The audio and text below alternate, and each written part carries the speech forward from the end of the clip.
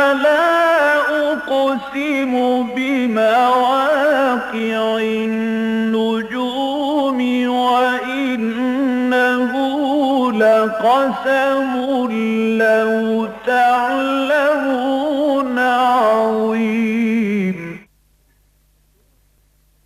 إنه لقرآن كريم في كتاب مكنون لا يمسه إلا المطهرون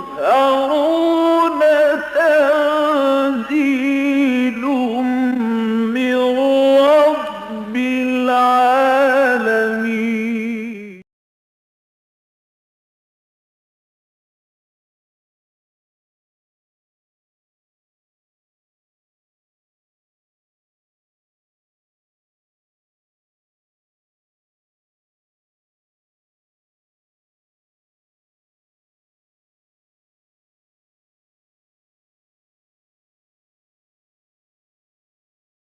أعوذ بالله من الشيطان الرجيم.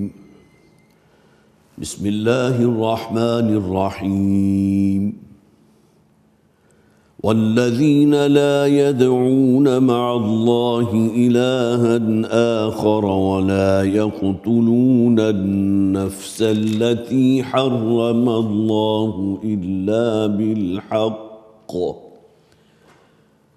ومن يفعل ذلك يلقى أثاما يضاعف له العذاب يوم القيامة ويخلد فيه مهانا إلا من تاب وآمن وعمل عملا صالحا فأولئك يبدل الله سيئاتهم حسنات وكان الله غفورا رحيما ومن تاب وعمل صالحا فإنه يتوب إلى الله متابا والذين لا يشهدون الزور وإذا مروا باللغو مروا كراما والذين إذا ذكروا بآيات ربهم لم يخروا عليها صما وعميانا والذين يقولون ربنا هب لنا من أزواجنا وذرياتنا قرة أعين وجعلنا للمتقين إماما أولئك يجزون الغرفة بما صبروا ويلقون فيها تحية وسلاما خالدين فيها حسنت مستقرا ومقاما قل ما يعبأ بكم ربي لولا دعاؤكم فقد كذبتم فسوف يكون لزاما.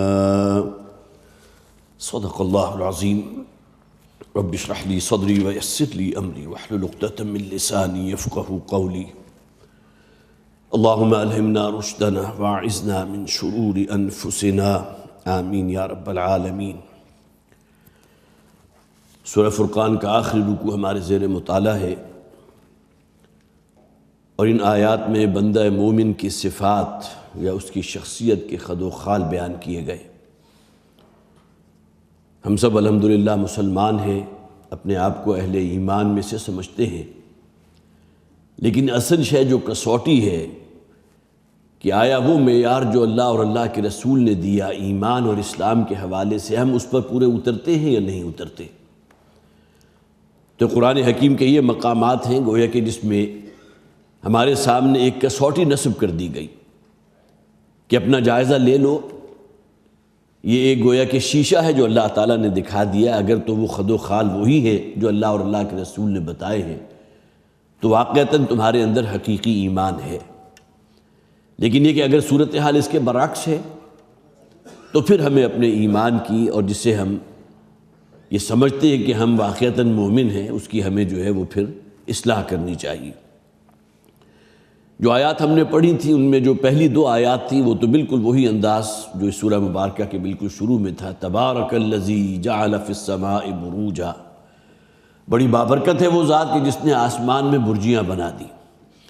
اور اس کے حوالے سے گویا کہ وہی جو ایمانیات ہیں مکی صورتوں کا خاصہ ہے کہ کھول آنکھ زمین دیکھ، فلک دیکھ، فضا دیکھ، مشرق سے ابھرتے ہوئے سورج کو ذرا دیکھ، ذرا اس کائنات کا مشاہدہ کرو، ذرا غور کرو. جیسا کہ سورہ ملک میں فرمایا گیا اپنی نظر کو ذرا آسمان کی طرف دوڑاؤ، تمہیں کہیں کوئی رخنا، کہیں کوئی خلا، کہیں کوئی کمی یا نقص، کوئی عیب نظر نہیں آئے گا. حل تری من فطور، کہیں کوئی گیپ نظر آیا، کہیں کوئی خلا نظر آیا، کہیں انگلی رکھ سکتے ہو کہ یوں نہ ہوتا تو یوں زیادہ بہتر ہوتا. ثم ارجع البصر کرتین، پھر دوبارہ اپنی نگاہ کو آسمان پر بلند کرو، لے جاؤ، تمہاری نگاہ تھک ہار کر واپس آ جائے گی. لیکن تمہیں اللہ تعالیٰ کی تخلیق میں کہیں کوئی رخنا نظر نہیں آئے گا. تو گویا کہ یہ جو آیات ہیں یہ ہمارے اس ایمان کے جذبات کو پھر دوبارہ تازہ کرتی ہیں کہ جو ہمارے اندر ایمان کی گہرائی پیدا کرنے والی ہے. پھر بندہ مومن کے صفات کا جہاں ذکر ہوا تھا وعباد الرحمن الذین یمشون علی الارض ہونا، زمین پر چلتے ہیں تو بڑی ہی نرم روئی کے ساتھ، تواضع کے ساتھ، انکساری کے ساتھ، ان میں کوئی غرہ نہیں ہوتا، کوئی گھمنڈ اور تکبر نہیں ہوتا. پھر یہ کہ کسی جاہل انسان سے اگر ان کا سابقہ پیش آتا ہے تو اسے سلام کہہ کے رخصت ہو جاتے ہیں، اسے الجھتے نہیں ہیں.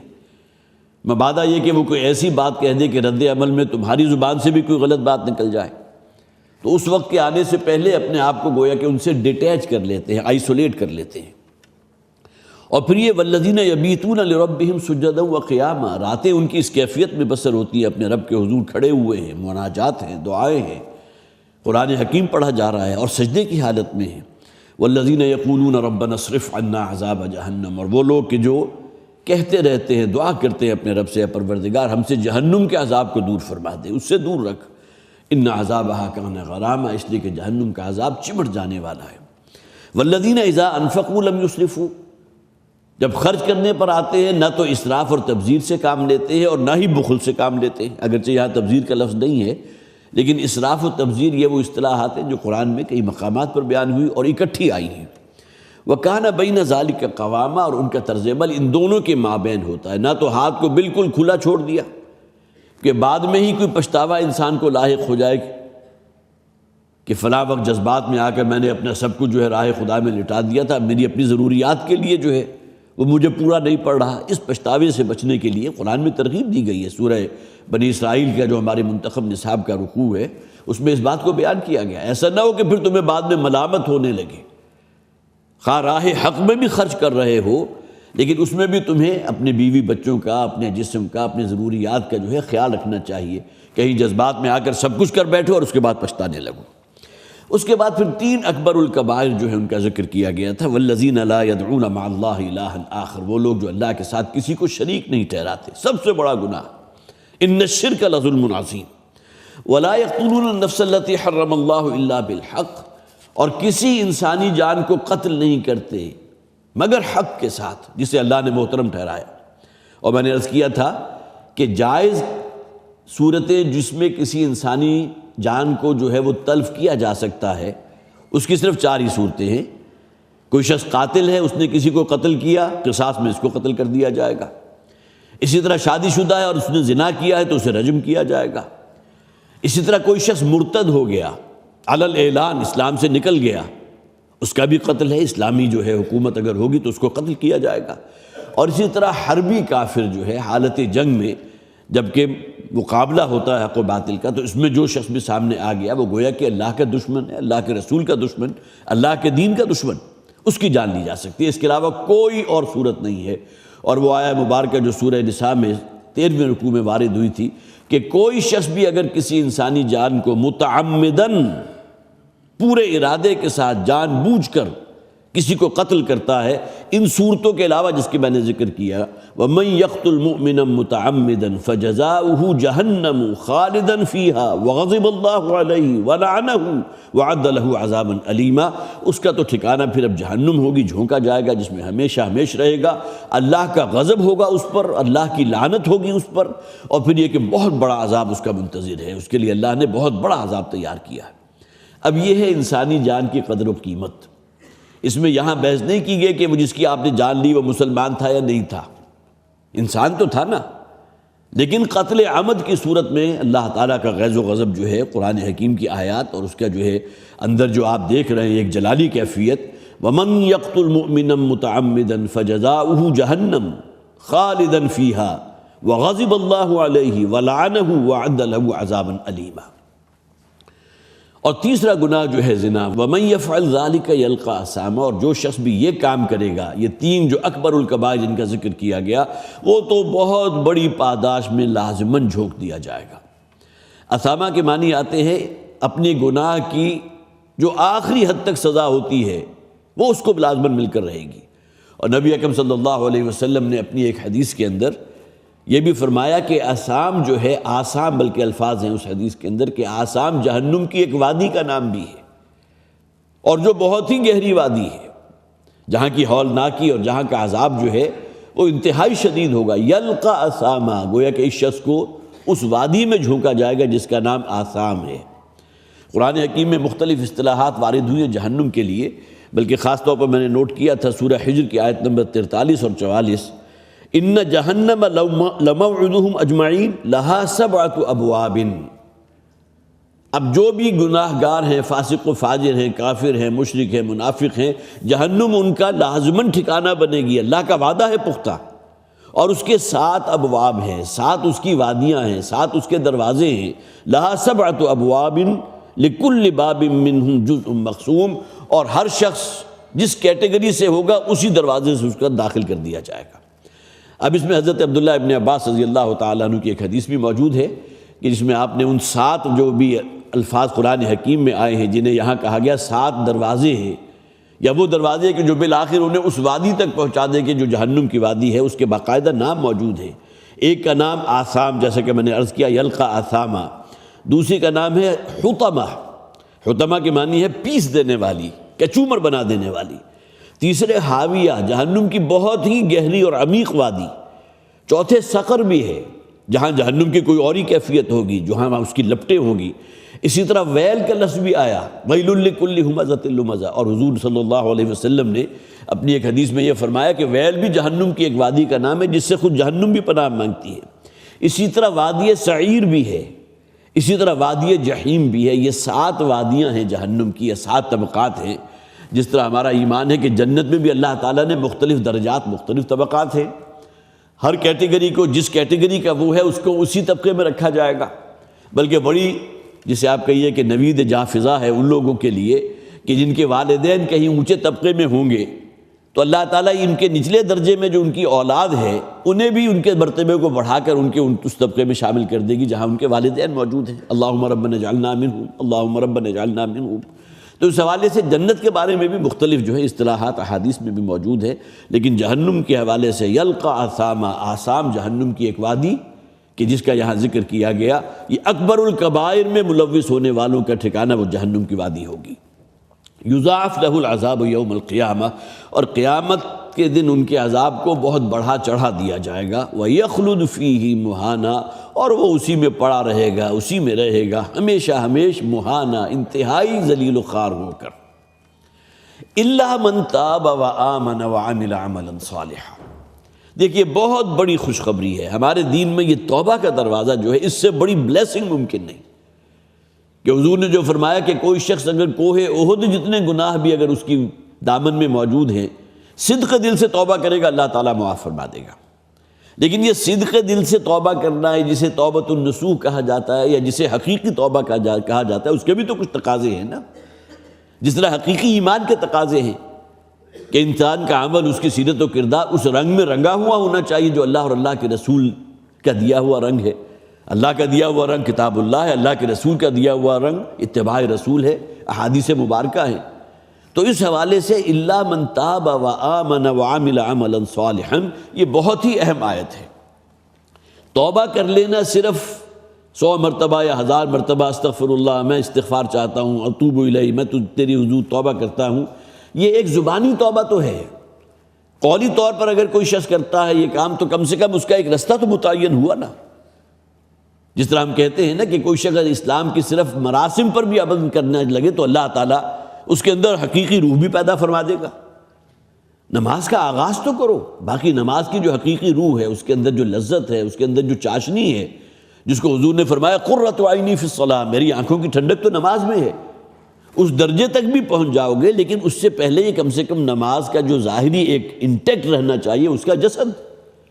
یہی معاملہ یہ ہے کہ زبانی توبہ تو گویا کہ درجہ اول ہے کہ انسان کو احساس تو ہوا کہ میں نے کوئی گناہ کیا ہے۔ کتنے ہی لوگ ایسے ہیں کہ گناہ کرتے ہیں، ان کے جسے آپ کہیے کہ اعصاب پر روح تک نہیں جی۔ پھر یہ کہ اس میں زبانی یا قولی توبہ کرنا، پھر توبہ کے حقیقی تقاضوں کو ادا کرنا، یہ تو بہت دور کی بات ہے۔ لہٰذا کم سے کم یہ کہ استغفر اللہ واتوب الیہ، اللہ کے حضور کہ میں اپنے گناہوں کی استغفار چاہتا ہوں اور اس کے حضور توبہ کرتا ہوں۔ اور یہ تو دعا وہ ہے جو بکثرت ہماری زبانوں پر رہنی چاہیے، تاکہ کم سے کم ہمارا رخ جو ہے متعین ہو، ہم اس رستے پر تو چلیں۔ جس طرح ہمارے دین کے اندر کلمہ شہادت قولی گواہی اہم ترین ہے۔ کوئی شخص خواہ اپنے دل کے اندر کتنا ہی ایمان رکھتا ہو، لیکن اگر قولاً وہ گواہی نہیں دے رہا اشہد ان لا الہ الا اللہ واشہد ان محمدا عبدہ ورسولہ، تو دائرہ اسلام میں تو داخل نہیں ہو سکتا نا۔ یہی معاملہ توبہ کا بھی ہے، اس میں اپنے قول کو بھی بنیاد بنانا ہے۔ استغفر اللہ واتوب الیہ، جیسے کہ بڑے پیارے کلمات ہیں جو نبی اکرم صلی اللہ علیہ وسلم نے سکھائے ہیں۔ ہم تو صرف چونکہ رکوع میں سبحان ربی العظیم ہی کے عادی ہو گئے، سجدے میں سبحان ربی الاعلیٰ کے عادی ہو گئے۔ سبحانک اللہم وبحمدک استغفرک واتوب الیک، یہ کلمات وہ ہیں کہ جو ہمیں اپنے سجدے میں پڑھنے چاہیے اور شعوری طور پر پڑھنے چاہیے۔ کیا پروردگار، میں تجھ سے اپنے گناہوں کی استغفار بھی چاہتا ہوں اور تیرے حضور توبہ بھی کرتا ہوں۔ سبحانک اللہم وبحمدک، اور پہلے دیکھیے یہ جو پہلے دو الفاظ ہیں وہ وہی ہیں جس کے بارے میں حضور نے فرمایا تھا کہ وہ دو کلمات جو تمہارے نامہ اعمال میں بہت وزنی ہیں اور رحمان کو بہت حبیب ہیں، سبحان اللہ اور الحمدللہ، وہیں سے آغاز ہو رہا ہے اس دعا کا۔ سبحانک اللہم وبحمدک استغفرک واتوب الیک۔ اب یہ کلمات ہیں، ان کے اندر بڑا حسن بھی ہے، اور پھر یہ کہ زبان سے اگر یہ ہم کلمات ادا کرتے ہیں تو یقیناً اس کی کچھ نہ کچھ پرتو اور کچھ نہ کچھ ریفلیکشن جو ہے ہمارے قلب و ذہن پر بھی وارد ہوتی ہے۔ تو الا من تاب وآمن وعمل عملا صالحا، سوائے ان لوگوں کے کہ جنہوں نے توبہ کی، گویا کہ اس آثام نامی وادی جو ان لوگوں کا مقدر ہوگی جو کبیرہ گناہوں میں ملوث ہوتے ہیں، اس سے رستگاری بھی ممکن ہے، بشرطے کہ صدق دل سے توبہ کرو۔ الا من تاب وآمن وعمل عملا صالحا۔ اب توبہ کا جیسا کہ میں نے عرض کیا تھا کہ ہمارے دین میں بہت بڑی بلیسنگ ہے، اور نبی اکرم صلی اللہ علیہ وسلم نے تو اس توبہ کے مفہوم کو سمجھانے کے لیے کیسی کیسی تمثیلات بیان کی ہیں، بارہا آپ کے علم میں آتی رہیں۔ حضور کی حدیث موجود ہے، التائب من الذنب کمن لا ذنب لہ، کسی گناہ سے توبہ کرنے والا ایسا ہے گویا کہ اس نے وہ گناہ کیا ہی نہیں تھا۔ پھر یہ کہ حضور کی ایک حدیث جس کا مفہوم یہ ہے، توبہ کرنے والا اس طرح گناہوں سے پاک ہو جاتا ہے جس طرح معصوم بچہ ہوتا ہے، صدق دل سے توبہ کی جائے۔ لیکن جیسا کہ میں نے عرض کیا کہ توبہ کے تقاضے بھی ہیں۔ توبہ کے لفظ کو خاص طور پر نوٹ کیجیے، تابہ یتوبو، پلٹنا، رجوع کرنا۔ اسی وزن کے اوپر عربی زبان میں ایک اور لفظ بھی ہے، آبا یعوبو، اس کے معنی بھی پلٹنا ہے، رجوع کرنا ہے۔ لہذا اواب کسے کہیں گے؟ وہ کہ جو اللہ کے حضور پلٹنے والا ہو، اللہ کی طرف اپنا رخ کرنے والا ہو، اللہ کی طرف رجوع کرنے والا ہو۔ اور یہاں خاص طور پر نوٹ کیجیے کہ تواب کا لفظ جو آتا ہے، اللہ تعالیٰ کی ذات تو ہے التواب، توبہ کی قبول فرما دینے والی، اور تواب بندہ بھی ہے، اللہ کے حضور توبہ کر رہا ہے، وہ بھی تواب ہے، اور اس توبہ کو شرف قبولیت جو حاصل ہو رہی ہے اللہ کی جناب سے، تو اللہ تعالیٰ کی ذات بھی تواب ہے۔ جیسے کہ حضور کی وہ حدیث بہت سے حضرات کو یاد بھی ہوگی کہ آپ نے فرمایا، کل بنی آدم خطاؤون وخیر الخطائین التوابون، کل بنی نوع آدم خطا کار ہیں، لیکن ان میں بہترین لوگ وہ ہیں جو اللہ کے حضور توبہ کرنے والے ہیں، کثرت سے توبہ کرنے والے۔ تو توبہ کا جو اصل مادہ ہے اس کو بھی اپنے ذہن میں رکھیے، اور اس کے اندر حقیقی روح پیدا کرنا، اور اس کی سب پری ریکویزٹ ہوگی وہ یہ ہوگی کہ انسان کے اندر اپنی بدعمالیوں کے رد عمل میں ایک ندامت پیدا ہو، احساس شرمندگی پیدا ہو، احساس خجالت پیدا ہو۔ اگر یہ چیزیں پیدا نہیں ہو رہی تو اس کے معنی کیا ہے کہ اسے اپنے اس گناہ کے گناہ ہونے کا احساس ہی نہیں ہے۔ توبہ کس شے کی کرے گا اگر اس کے اندر شرمندگی نہیں ہے؟ کسی بچے نے فرض کیجئے اپنے والد کے کسی حکم کی نافرمانی کی ہے تو کم سے کم سب سے پہلی بات جو اس کے اندر جو رونما ہونی چاہیے وہ معذرت کرے، وہ معافی مانگے، وہ احساس ندامت کے ساتھ، احساس شرمندگی کے ساتھ۔ یہی معاملہ اللہ کے حضور اگر کوئی شخص توبہ کر رہا ہے تو اس کا پری ریکویزٹ، اس کا سب سے بنیادی تقاضا جو ہے وہ احساس ندامت ہے۔ پروردگار مجھ سے غلطی ہو گئی، میں تیرے حضور توبہ کرنا چاہتا ہوں، مجھے اس پر ندامت ہے، مجھے اس پر پشیمانی ہے۔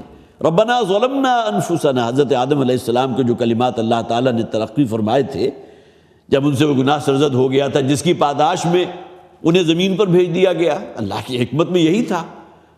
انہیں منع کیا گیا تھا کہ فلا تقربا هذه الشجرہ، اس درخت کے قریب نہ جانا، لیکن یہ کہ ان کے معاملے میں حکم عدولی ہو گئی، معصیت ہو گئی۔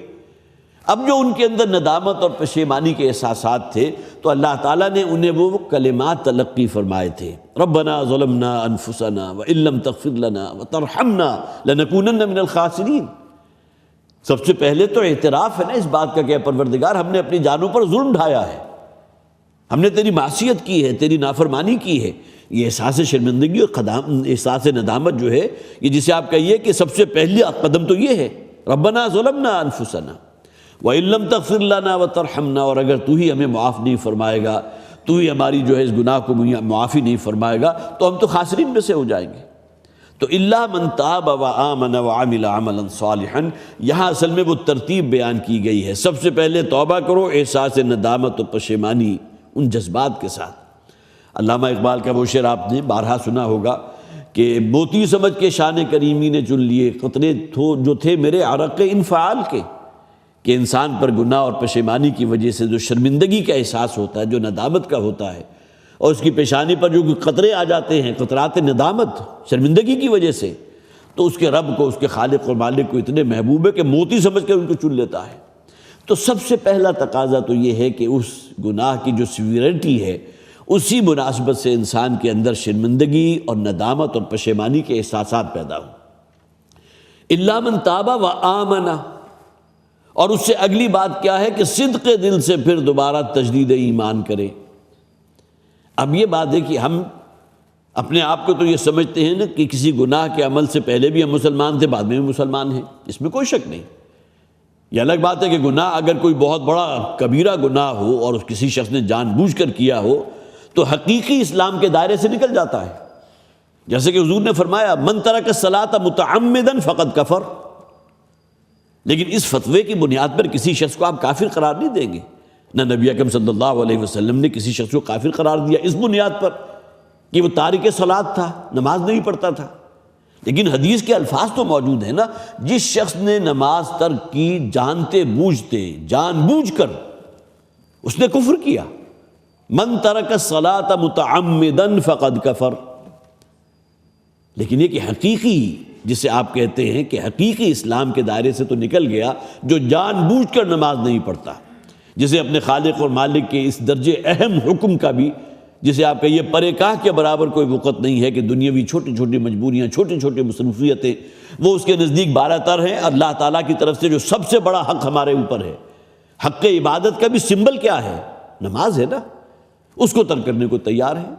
تو نبی اکرم صلی اللہ علیہ وسلم کا وہ قول بالکل صحیح ہے کہ حقیقی اسلام کے دائرے سے وہ نکل چکا، قانوناً مسلمان ہے، آپ اسے دائرہ اسلام سے خارج نہیں کریں گے۔ لیکن بہرحال ایک طبقہ ہمارے ہاں موجود رہا ہے، خوارج کا موجود رہا ہے، کہ کوئی شخص اگر جو ہے اس حد تک پہنچ جائے تو اس کو شاید وہ جو ہے دائرہ اسلام سے بھی خارج کر دیں، اور وہ گویا کہ پھر مرتد ہو گیا تو واجب القتل ہو گیا۔ یہ تو جسے آپ کہیے کہ ایک نوع کی گمراہی ہے کہ جس کی طرف آدمی چلا جاتا ہے۔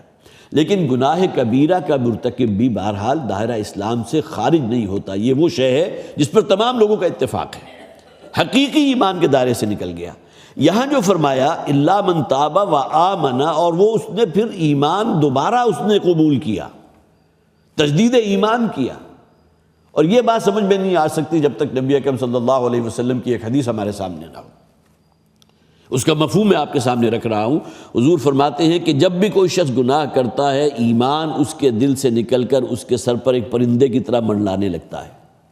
حقیقی ایمان، دنیاوی جسے ہم اسلام کہتے ہیں، اس میں کوئی کمی واقع نہیں ہوئی. کسی شخص نے شراب پی لی، مسلمان تو رہا.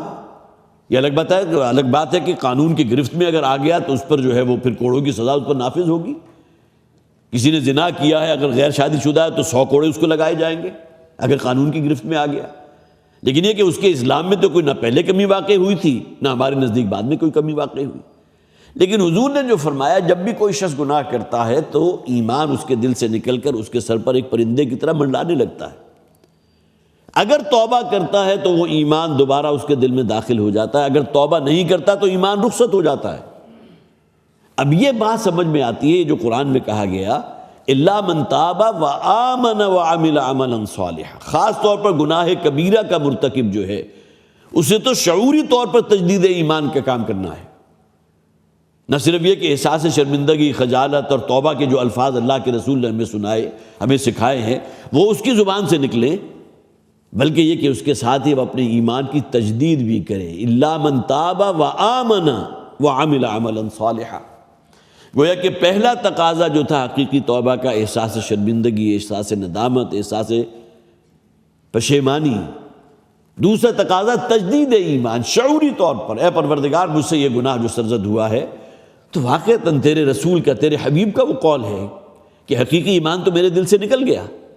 اب یہ تجدید ایمان ہوگی توبہ کے فوراً بعد جس کو یہاں لے کر آئے الا من تاب وآمن وعمل عملا صالحا.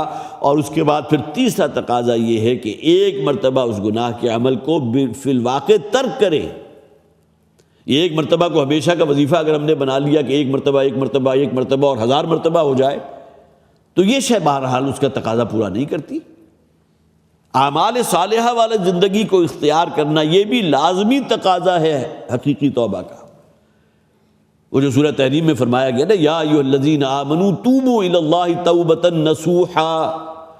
اہل ایمان اللہ کے حضور توبہ کرو، رجوع کرو، پلٹو. وہ پلٹنا، وہ توبہ کرنا جو توبۃ النصوح ہو. تو توبۃ النصوح ہی ہے نا کہ جس کو ہم حقیقی توبہ کہیں گے، جسے ہم معنوی توبہ کہیں گے، جس میں زبان سے الفاظ وہ بھی شامل ہیں، اسی طرح جو ہے تجدید ایمان بھی شامل ہے. اسی کے ساتھ اور ایڈ کیجئے اعمال صالحہ کہ ایک مرتبہ اس گناہ کا یا اس طرز زندگی کو ترک کر کے اس طرز زندگی کو اختیار کرنا جو اللہ اور اللہ کے رسول نے متعین کی ہے، صراط مستقیم پر آ جانا. تو یہ 3 تقاضے ہیں منیمم کے جو حقیقی توبہ کے لازماً جسے آپ کہیے کہ اس کا نتیجہ نکلنا چاہیے. اگر یہ چیزیں نہیں ہیں، ان میں سے ایک چیز بھی کم ہے، تو معلوم ہوا کہ حقیقی توبہ کا جو معیار جو ان آیات کے اندر بیان کیا گیا الا من تاب وآمن وعمل عملا صالحا، یہ اللہ کا کلام ہے. اس میں کوئی شے جو ہے وہ کوئی بھرتی کی یا زائد نہیں ہے، بلکہ اللہ تعالیٰ نے اگر فرمایا وآمن تو اس کے معنی ہے واقعتاً شعوری طور پر تجدید ایمان کرے. اور اللہ نے فرمایا وعمل عملا صالحا تو اس کے معنی کیا ہے کہ وہ لازماً وہ اعمال کرے جو نیک اعمال ہیں، ایک مرتبہ اس برے اعمال والی زندگی کو ترک کر دے. فَأُولَٰئِكَ يُبَدِّلُ اللَّهُ سَيِّئَاتِهِمْ حَسَنَات. تو یہ وہ لوگ ہیں کہ جن کی برائیوں کو اللہ تعالیٰ نیکیوں سے تبدیل کر دے گا. دیکھیے اللہ کا فضل جو ہے اس کی کوئی جس کا آپ کہتے ہیں اندازہ نہیں لگا سکتے. ایک شخص کا نامہ اعمال جو ہے وہ بدیوں سے، برائیوں سے بھرا ہوا تھا. صدق دل سے توبہ کرے گا تو نہ صرف یہ کہ وہ بدیاں اور وہ برائیاں محو ہو جائیں گی، ڈیلیٹ ہو جائیں گی، بلکہ اللہ تعالیٰ ان کی جگہ نیکیاں لکھ دے گا. اس کے علاوہ ترجمہ کوئی ہو ہی نہیں سکتا. فَأُولَٰئِكَ يُبَدِّلُ اللَّهُ سَيِّئَاتِهِمْ حَسَنَات. اللہ تعالیٰ ان کی برائیوں کی جگہ بھلائیاں لکھ دے گا، اس کے نامہ اعمال میں بھی لکھ دے گا. اور پھر یہ کہ جو پہلے برائیوں کے کمانے والے تھے اللہ تعالیٰ صدق دل سے جو توبہ کی ہوگی اس کے نتیجے میں ان کے اندر بھلائیوں کی طرف رغبت پیدا فرما دے گا. جیسا کہ حضور کی حدیث کے الفاظ ہیں نا اللہم اعنی علی ذکرک و شکرک و حسن عبادتک. اے پروردگار میری مدد فرما، مجھے توفیق عطا فرما، میری رغبت فرما دے کس شے کی طرف کہ میں تیری شکر گزاری اختیار کروں، میں تیری بندگی اختیار کروں اور تیری بندگی میں بھی کمال تک پہنچ جاؤں. یہ رغبت کا پیدا ہو جانا انسان کے اندر یہ بھی اللہ تعالیٰ کا بہت بڑا احسان ہے، بہت بڑا انعام ہے. تو فَأُولَٰئِكَ يُبَدِّلُ اللَّهُ سَيِّئَاتِهِمْ حَسَنَات، اس کی ایک مفہوم یہ بھی ہو سکتا ہے کہ اب ان لوگوں کی زندگیوں میں جن میں پہلے برائیاں اور گناہ زیادہ نمایاں تھے، وہ زیادہ ہائی لائٹڈ تھے، صدق دل سے توبہ کریں گے تو اس کا نتیجہ کیا نکلے گا کہ اب ان کی زندگیوں کے اندر بھلائیاں اور خیرات اور نیکیاں جو ہیں وہ بہت زیادہ ہائی لائٹ ہو جائیں گی۔ اور پھر اس سے بڑھ کر بھی جیسا کہ میں نے عرض کیا تھا کہ اللہ تعالیٰ کے خزانہ فضل میں کوئی کمی نہیں ہے، وہ ان لوگوں کی برائیوں کے بدلے نیک اعمال اور نیکیاں وہاں لکھ دے گا۔ وَكَانَ اللَّهُ غَفُورًا رَحِيمًا، اور اللہ تعالیٰ معاف فرمانے والا ہے، کمال رحمت فرمانے والا۔ اللہ تعالیٰ سے طلب کرنے والی شے، حضرت عائشہ صدیقہ رضی اللہ تعالیٰ عنہ کی وہ حدیث میرے ذہن میں آئی فوراً کہ رمضان کی طاق راتوں کے حوالے سے حضرت عائشہ نے سوال کیا تھا حضور سے صلی اللہ علیہ وسلم کہ اللہ تعالیٰ اگر میرے نصیب میں فرما دے اور مجھے وہ طاق رات جو ہے جسے ہم شب قدر کہتے ہیں وہ حاصل ہو جائے تو مجھے اپنے رب سے کیا طلب کرنا چاہیے، کیا مانگنا چاہیے؟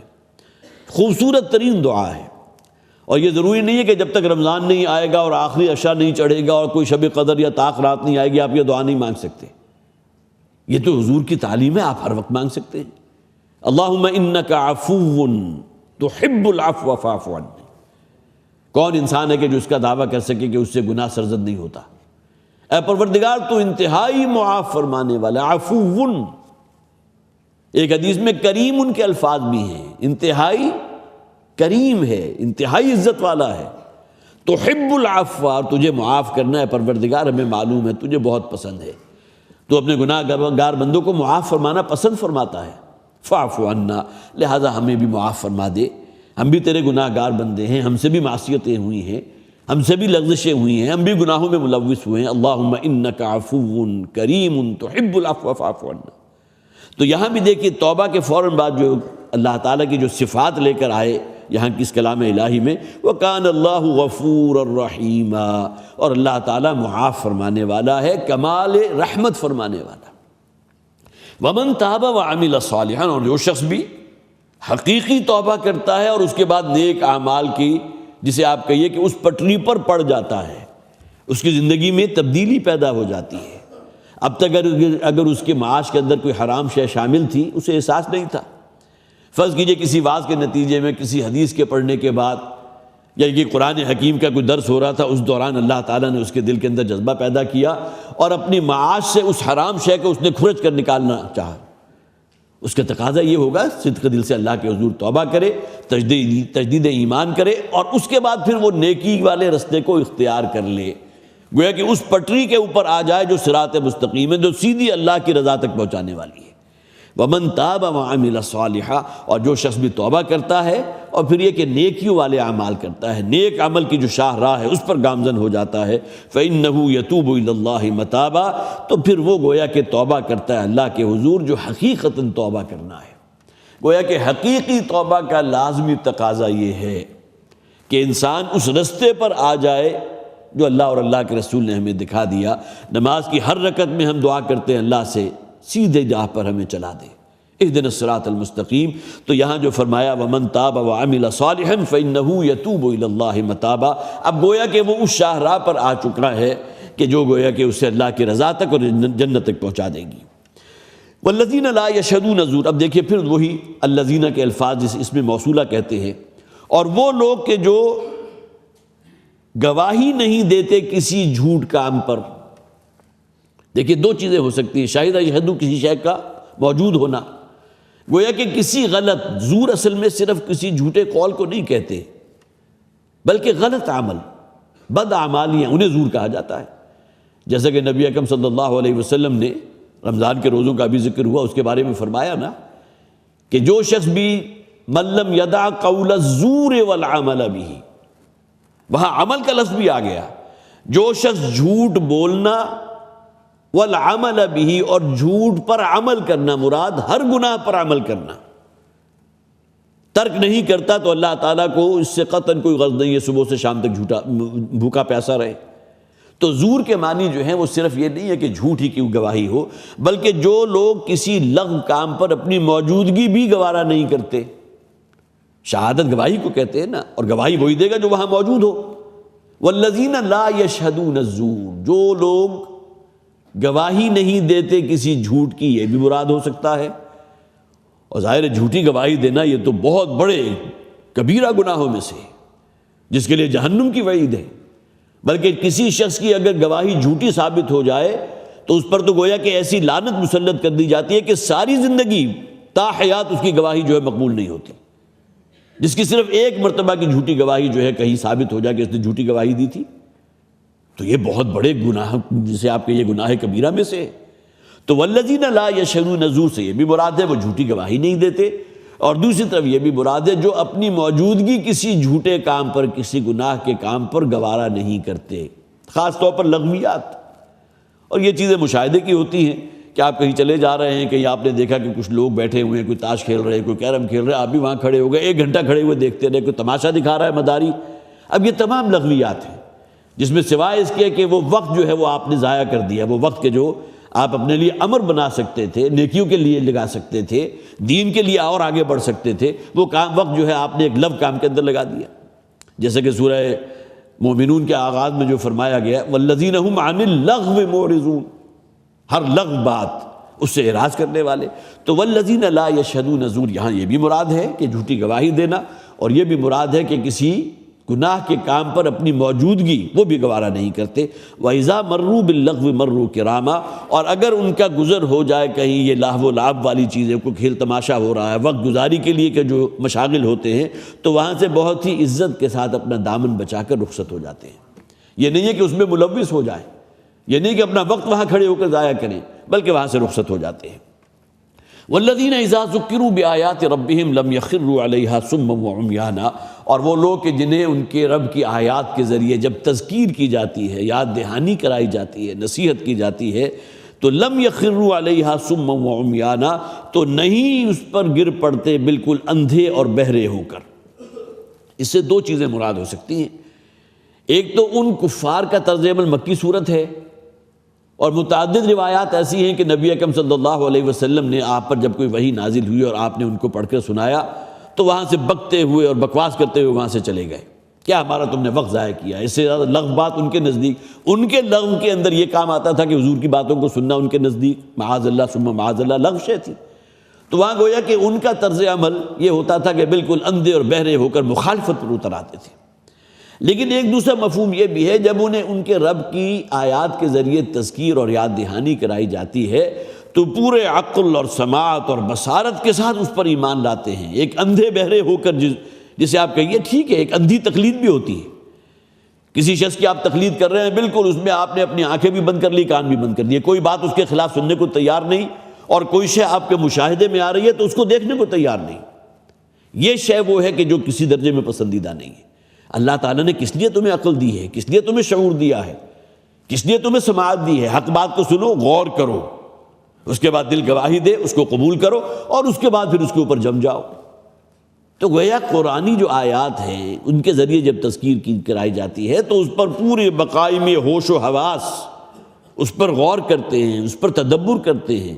افلا یتدبرون القرآن ام علی قلوب اقفالها، قرآنی آیات پر یہ لوگ تدبر نہیں کرتے، اس پر غور و فکر نہیں کرتے، کیا ان کے دلوں کے اوپر کوئی تالے پڑ گئے ہیں کہ اس کو سمجھنے کو تیار نہیں؟ اسی طرح 4 مرتبہ سورہ قمر کے اندر وہ آیات جو آئی ہیں ریپیٹڈلی، وَلَقَدْ يَسَّرْنَا الْقُرْآنَ لِلذِّكْرِ فَهَلْ مِن مُدَّكِرٍ، ہم نے اس قرآن کو یاد دہانی کے لیے، وعظ و نصیحت کے لیے بہت ہی آسان اور سہل کر دیا، تو ہے کوئی تم میں سے کہ جو اس سے یاد دہانی حاصل کرے، کوئی نصیحت حاصل کرے؟ تو یہ دونوں مفہوم ہو سکتے ہیں یہاں، والذین اذا ذکروا بآیات ربہم لم یخروا علیہا صما وعمیانا والذین یقولون ربنا ھب لنا من ازواجنا وذریاتنا۔ لیکن کسی شخص کے لیے اس کا گھر یا جنت بنتی ہے یا جہنم بن جاتی ہے۔ اگر اس کی بیوی اس کے ہم مزاج ہے، اس کی تکلیف کا، اس کی جس شے کو وہ پسند نہیں کرتا، جو شے وہ بار بار متنبہ کرتا رہتا ہے کہ جی یہ مجھے پسند نہیں ہے، اس کے اوپر قائم رہتی ہے، تو گھر کا ماحول بہت اچھا رہے گا، اس دونوں کے درمیان بڑی پیار اور محبت بھی ہوگی، الفت بھی ہوگی، ایک دوسرے کے جذبات کا خیال بھی ہوگا۔ لیکن یہی گھر جہنم بن جاتا ہے اگر ذہنی موافقت نہ ہو۔ شوہر تو دین کا کام کرنا چاہ رہا ہے، سب سے بڑی رکاوٹ اس کی بیوی موجود ہے۔ اس سے آگے اتریں گے تو بچے چونکہ اپنی ماں سے زیادہ تربیت حاصل کرتے ہیں، بچے بھی اسی رنگ میں ہیں، اسی ڈگر پر بچے بھی ہیں۔ اب ایسے شخص کے لیے اس کا آپ تصور نہیں کر سکتے کہ گھر اس کے لیے، جسے آپ کہیے نا عام طور پر کہا جاتا ہے یہ گھر یا تو جنت کے گھروں میں سے ایک گھر بنا دیا جاتا ہے انسان کے لیے، یا یہ کہ پھر واقعتاً وہ ایک جہنم کی سی کیفیت ہو جاتی ہے، ہر وقت کی جو ہے تلخیاں ہیں، ہر وقت کی ایک دوسرے کے خلاف جو ہے وہ معلوم ہوا کہ نجوہ بھی ہو رہا ہے، بیوی جو ہے وہ اولاد کو باپ کے خلاف بھڑکا رہی ہے۔ یہ تمام چیزیں جن لوگوں کے اوپر بیتتی ہیں ان سے پوچھ کر دیکھیے، راتوں کی نیندیں ان کی حرام ہو جاتی ہیں، خاص طور پر جہاں دین کے اعتبار سے عدم موافقت ہو۔ تو نبی اکرم صلی اللہ علیہ وسلم نے جو فرمایا نا کہ کسی بھی خاتون سے اگر نکاح کرنا ہو تو اس میں مقدم چیزیں کیا ہونی چاہیے، کیا چیزیں تمہارے پیش نظر رہنی چاہیے؟ خوبصورتی بھی ہے، صاحب حسب نسب کے اعتبار سے بھی اچھے خاندان سے تعلق رکھتی ہے، لیکن اس حدیث میں فرمایا لیکن دین سب سے مقدم ہے۔ یہ دین کی جو نسبت ہے جس میں گویا کہ تمہارے اور اس کے درمیان ایک ہم آہنگی ہوگی، وہ بھی اللہ کی بندی ہے، تم بھی اللہ کے بندے ہو۔ فالصالحات قانتات حافظات للغیب، گویا کہ بیوی ہونے کے اعتبار سے نیک بیویاں تو وہ ہیں جو فرما بردار ہیں، اور یہاں دونوں مفہوم موجود ہیں، اللہ کی فرما بردار بھی اور اپنے شوہر کی فرما بردار بھی۔ اب یہ چیزیں جو ہے انسان کے لیے واقعتاً، جس طرح میں نے پہلے کہا نا آپ سے کہ اگر کوئی شے اللہ سے طلب کرنی ہے تو ہدایت کی نعمت ہے، یا یہ کہ اپنے گناہوں کی معافی، اللہم انک عفو کریم تحب العفو فاعف عنا۔ حضرت عائشہ نے، جیسا کہ میں نے بھی آپ کے سامنے عرض کیا تھا، جب حضور سے پوچھا تو آپ نے فرمایا شب قدر یہ دعا جو ہے تم کثرت سے پڑھتی رہا کرو، اس لیے کہ انسان سے گناہ سرزد ہو جاتا ہے۔ یہی معاملہ ہے کہ جو یہاں فرمایا گیا ربنا ھب لنا من ازواجنا وذریاتنا قرۃ اعین، اے پروردگار ہمارے گھروں کو ایک جنت کے باغیچوں میں سے ایک باغیچہ بنا دے، وہاں ہم داخل ہوں تو گویا کہ اللہ کا دین وہاں مقدم ہو، ہمارے جو ڈیپینڈنٹس ہیں جن میں ہماری بیویاں ہمارے بچے ہیں ان کو دیکھ کر انسان کی طبیعت کے اندر ایک مزید انشراح ہو کہ واقعتاً یہ اللہ کی فرما برداریاں بھی ہیں، فرما بردار اولاد بھی ہے، بیوی بھی اسی رنگ اندر رنگی ہوئی ہے۔ لہٰذا اللہ کے حضور وہ دعا کرتے ہیں پروردگار ہمیں ہماری بیویوں اور اولاد کے ذریعے آنکھوں کی ٹھنڈک عطا فرما، قرۃ عین۔ یہاں نوٹ کیجئے حضور نے نماز کے بارے میں فرمایا کہ نماز کی جو اصل چاشنی ہے، جو اس کی اصل لذت ہے، اسی کی مناسبت سے حضور نے فرمایا تھا نا قرۃ عینی فی الصلاۃ، میری آنکھوں کی ٹھنڈک تو نماز میں ہے، جو لذت مجھے نماز کی حالت میں ملتی ہے، وہی اصطلاح جو ہے قرآن حکیم میں یہاں وارد ہوئی ہے، ربنا ھب لنا من ازواجنا وذریاتنا قرۃ اعین، میری بیویوں اور اولاد کے ذریعے مجھے آنکھوں کی ٹھنڈک عطا فرما، وجعلنا للمتقین اماما، اور مجھے پیشوا بنا۔ ہر شخص پیشوا ہے، جو اس کی اولاد ہے اس کو گویا کہ ریپرزینٹ کرنے والا کون ہے؟ اس کا باپ ہے۔ جیسا کہ حضور کی اپنی ایک حدیث ہے نا کلکم راع وکلکم مسئول عن رعیتہ، تم میں سے ہر شخص جو ہے ایک گڈریے کی طرح ہے۔ جس طرح گڈریے کی جو ہے تحویل میں کچھ بھیڑ بکریاں ہوتی ہیں، اسی طرح تو تمہاری اولاد ہے، ان کی تربیت، ان کی حفاظت، ان کو سنبھال کر رکھنا، ان کو اللہ کے حکموں پر چلانا، اس کے تم ذمہ دار ہو۔ وکلکم مسئول عن رعیتہ، اس حوالے سے جو پیشوا ہوتا ہے، جو لیڈر ہوتا ہے، جو امام ہوتا ہے، جو آگے چلنے والا، اس تو باپ ہے جس کی گویا کہ سیرت اور اس کی کردار اسوہ بنتی ہے اس کی اولاد کے لیے۔ تو وجعلنا للمتقین اماما، اے پروردگار ہمیں پیشوا اور امام بنا، گویا کہ ہمارے پیچھے جو چلے آ رہے ہیں وہ لوگ وہ تیرے فرما بردار ہوں، متقی ہوں، اپنے دلوں میں ایمان رکھنے والے ہوں، اتباع رسول کی جو بھی آپ کا جو طرز زندگی تھی اس سے مزین ہوں۔ وجعلنا للمتقین اماما۔ اب یہاں دونوں کیفیتیں ہو سکتی ہیں، ایک شخص وہ ہوگا کہ جو فساق و فجار کا امام بنا، اس نے اپنی اولاد کی نہ کوئی دینی تربیت کی، نہ اخلاقی تربیت کی، نتیجتاً اولاد نے نام کمایا تو برائیوں میں کمایا، غلط رستوں میں کمایا، غلط رستے پر پڑ گئے۔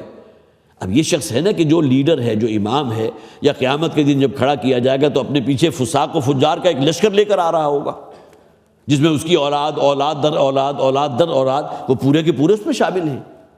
اور ایک شخص وہ ہے کہ جس کی اپنی اولاد بھی نیک تھی، صالح تھی، اللہ سے ڈرنے والی، زہد اور تقویٰ رکھتی تھی، اس کے آگے نسل میں بھی وہ چیزیں آگے چلی ہیں۔ تو اب یہ ہوگا کہ جو گویا کہ پیشوا ہوگا قیامت کے دن، کہ اس کی اپنی اولاد بھی اور اس کے پیچھے اور جو چلے آ رہے ہیں وہ تمام کے تمام اللہ کے تابع دار بھی ہیں، فرما بردار بھی ہیں اور متقی بھی ہیں۔ وجعلنا للمتقین اماما۔ والد محترم عام طور پر ذکر کیا کرتے تھے شاہ ولی اللہ دہلوی رحمۃ اللہ علیہ کا کہ اللہ تعالیٰ نے 4 بیٹے دیے اور چاروں اپنی جگہ اپنے وقت کے امام، اور ان کے ذہن میں نقشہ آیا کرتا تھا کہ اب ان کی جو کیفیت ہوگی قیامت کے دن اللہ تعالیٰ جب انہیں بیدار فرمائے گا تو ان کے جلوں میں کون چلے آ رہے ہوں گے؟ ان کے بیٹے ہیں، 4 بیٹے جو اپنے اپنے فیلڈ میں اپنے وقت کے امام تھے۔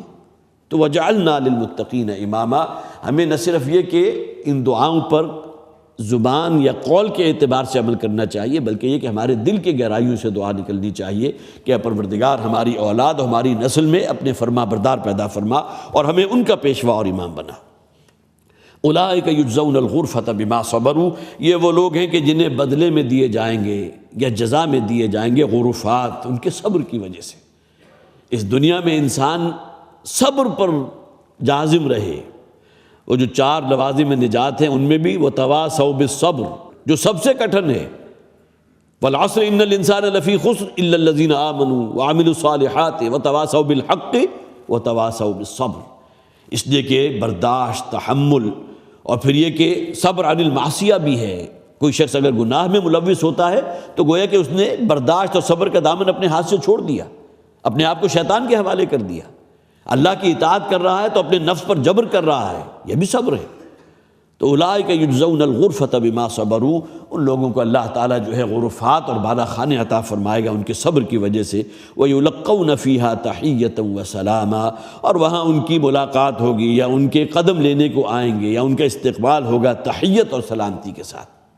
قرآن حکیم میں اس مضمون کو بہت سے مقامات پر کہا گیا۔ فرشتے جو ہیں تہنیت اور مبارکباد اور قیلاً سلاماً سلاما، سلامتی سلامتی، یہی الفاظ ہوں گے کہ جو اپنے کانوں سے وہ سنیں گے فرشتوں کی طرف سے بھی، اور اہل ایمان جنہیں اللہ تعالیٰ انہیں اس دن جنت میں داخل فرمائے گا ایک دوسرے سے ملتے ہوئے بھی ان کے گویا کہ تحیت ہوگی۔ وَتَحِيَّتُهُمْ سلاماً سلاما، وہ سلامتی کے الفاظ ان کی زبان پر ہوں گے۔ وَيُلَقَّوْنَ فِيهَا تَحِيَّةً وَسَلَامًا، یہ معاملہ صرف وہ میدان حشر میں نہیں ہوگا، بلکہ یہ کہ اس دنیا میں بھی انسان پر جب آخری وقت آتا ہے تو جو فرشتے اس کی روح قبض کرنے کے لیے اللہ تعالیٰ بھیجتا ہے، یا تو بہت ہی نورانی شخصیتیں ہوتی ہیں، بہت خوبصورت چہروں والے، نورانی چہروں والے، اور وہ ان کی قدم بوسی کے لیے تیار ہوتے ہیں۔ معلوم ہوتا ہے کہ اب تمہاری جو محنت کی تھی، تم نے جو اللہ کا تقوی اختیار کیا تھا، اب یہیں سے وہ دروازہ کھل رہا ہے اللہ کی رحمتوں کا، اور ان کی قدم بوسی کے لیے تیار ہوتے ہیں۔ ایسے لوگوں کے چہرے کے اوپر تبسم ہوتا ہے، جو مر گئے تبسم بر لب اوست، گویا کہ اپنی نگاہوں سے ان فرشتوں کو دیکھ رہے ہوتے ہیں جو اس کی روح قبض کرنے کے لیے آئے۔ اور ایسی کیفیات آپ نے بہت سے لوگوں کی سنی ہوں گی، لیکن یہ کہ ان لوگوں کے ساتھ کہ جو فساق و فجار میں سے شامل ہیں، اللہ تعالیٰ بہت ہی بدحیت قسم کے فرشتوں کو، اور ہاتھوں میں ان کے گرز ہیں، یضربون وجوہہم وادبارہم، جان کنی کے عالم میں دیکھنے والے لوگ نہیں دیکھ رہے، لیکن یہ کہ اس شخص کو معلوم ہے کہ ان کے چہرے اور ان کی پیٹھوں کے اوپر ضربیں لگائی جاتی ہیں، اور ان کی جان کنی کی کیفیت بہت سخت ہوتی ہے۔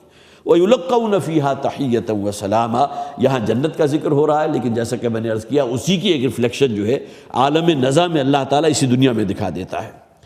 خالدین فیہا حسنت مستقرا و مقاما، اور وہ رہیں گے وہاں ہمیشہ ہمیش کے لیے، اور وہ بہت ہی بہترین جگہ ہے۔ ایسا نہیں ہے کہ جنت میں کچھ عرصے قیام کے بعد کوئی اکتاہٹ ہونے لگے کہ اب مجھے اس سے اونچا درجہ چاہیے۔ اللہ تعالیٰ جو اطمینان اور جو ایک جسے آپ کہیے کہ پوری طرح سیچوریٹڈ جو انسان کو اللہ تعالیٰ اس سے کیفیت عطا فرمائے گا، حسنت مستقرا و مقاما، وہ جو ہے جنت انتہائی بہترین جگہ ہے، تھوڑی دیر قیام کے لیے بھی اور ہمیشہ کی جائے قیام کے لیے بھی۔ جہنم کے لیے بھی یہ الفاظ ہم نے پڑھے تھے، تھوڑی دیر کے لیے بھی کسی کو جہنم میں دھکیل دیا گیا تو جہنم اپنی تمام غلظت اس کے اوپر آشکار کر دے گی۔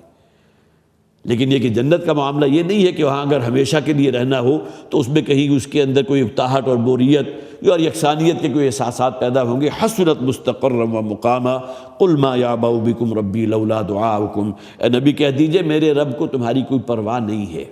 لولا دعاؤکم، یہاں بھی دو مفہوم ہے، اگر تم نہ پکارو میرے رب کو، اگر تم رب کو پکارو گے تو رب کو تمہاری بڑی پرواہ ہے، تو تمہارے گناہوں کو معاف فرمائے گا، اپنی رحمتیں تم پر نازل فرمائے گا۔ لیکن اگر تم نے اپنے رب کی ہدایات سے روگردانی اختیار کی، نافرمانی اور سرکشی والا رستہ اختیار کیا، تو میرے رب کو تمہاری کوئی پرواہ نہیں ہے۔ قل ما یعبأ بکم ربی لولا دعاؤکم، اور دوسرا مفہوم یہ بھی ہے کہ میرے رب کو تمہاری کوئی پرواہ نہیں ہے اگر مجھے حکم نہ ہوتا کہ میں تمہیں دعوت دوں، پکاروں۔ یہ تو اللہ کی طرف سے ایک فریضہ ہے نا جو میرے کاندھوں پر رکھ دیا گیا، مجھے تو اتمام حجت کرنا ہے، مجھے تو حکم ہے کہ میں تمہیں دعوت دوں گا اس طرف۔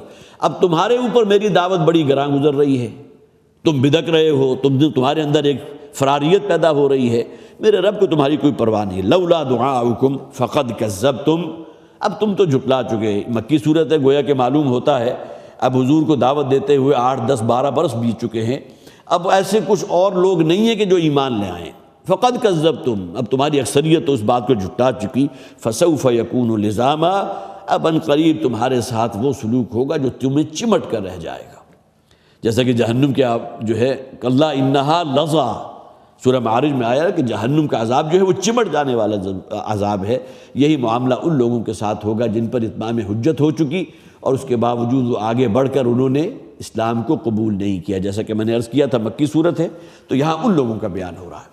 حضرات یہاں اس آیہ مبارکہ پر ہماری یہ سورہ مبارکہ مکمل ہوئی ہے، بہت ہی جامع صورت، اور جیسا کہ میں نے عرض کیا تھا کہ اس کا آخری رکوع جو ہے وہ انتہائی جامع ہے۔ جو آج کا اصل موضوع تھا توبہ، اللہ سے ہمیں دعا کرنی چاہیے کہ اللہ تعالی ہمیں حقیقی توبہ کرنے کی توفیق عطا فرمائے، جس کے نتیجے میں ہمارے ایمان میں بھی مزید گہرائی پیدا ہو اور پھر ہم اعمال صالحہ والی شاہراہ پر گامزن ہو جائیں۔ بارک اللہ لی ولکم فی القرآن العظیم ونفعنی وإیاکم بالآیات والذکر الحکیم۔